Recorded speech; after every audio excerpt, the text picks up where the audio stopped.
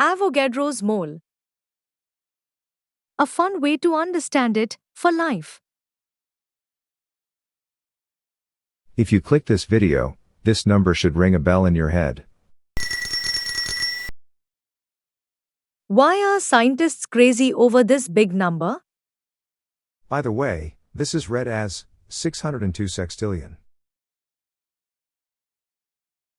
Let's get back to basics.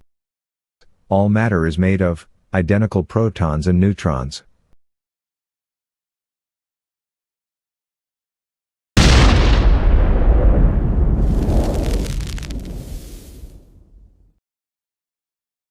It makes sense to measure weight using moles, as chemical reactions are always at particles level. You just need to remember this. 1 mole of nucleons weigh 1 gram. This conversion rate explains the significance of Avogadro's famous number. Proton plus neutron count is all that matters.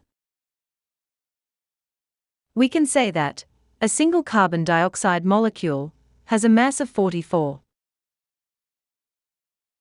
Here is a practical application of the mole concept.